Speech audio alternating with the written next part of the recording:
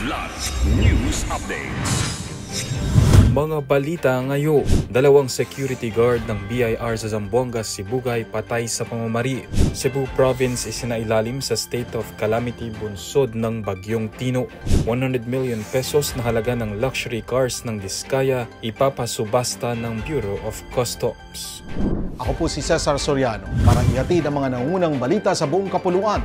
Ngayon, natagpuang wala ng buhay ang dalawang security guards sa loob ng binabantayan nilang tanggapan ng Bureau of Internal Revenue o BIR sa Ipil, Zamboanga, Sibugay kahapo. Kinilalang mga biktima na sina Arcads Moharal ng Linggisan, Tungawan at Dante Jaime ng Naga, Zamboanga, Sibugay nakapwa na sawi sa pamamaril matapos magtamo ng mga tama ng bala sa ulo at katawan.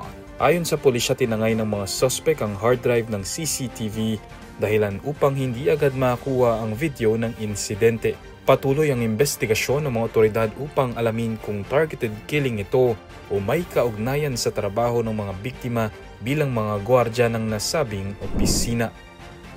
Isinailalim na sa state of calamity ang buong probinsya ng Cebu, bunsod ng naging epekto ng pagtama ng Bagyong Tino.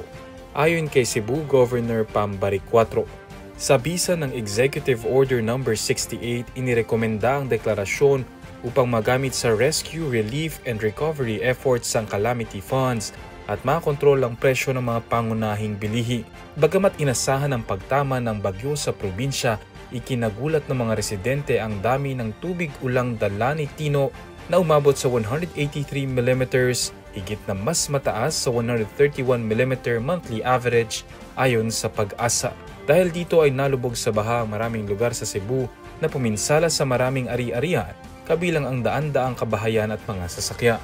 Libu-libong residente rin ang inilikas at kasalukuyang nananatili sa evacuation center. Hindi bababa sa 50 katao ang nasawi, karamihan ay dahil sa pagkalunod o natamaan ng debris.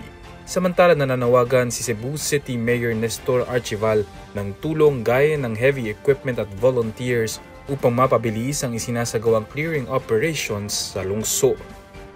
Isa sa ilalim sa public auction ng Bureau of Customs Port of Manila o BOC-POM sa Nobyembre 17 ang 7 mamahaling sasakyan na nakumpiska mula sa mag-asawang Diskaya, mga kontratistang sangkot umano sa maanumalyang flood control projects ng gobyerno.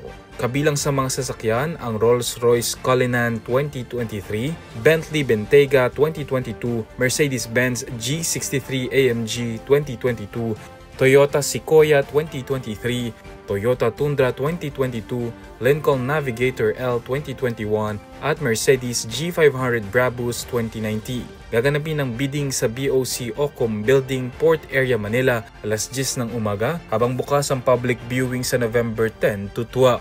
Para sa Kidlat News Channel, ako si Renza Linon, nag-uula. ako po si Cesar Soriano, kasama nyo sa bawat pagbuto ng balita.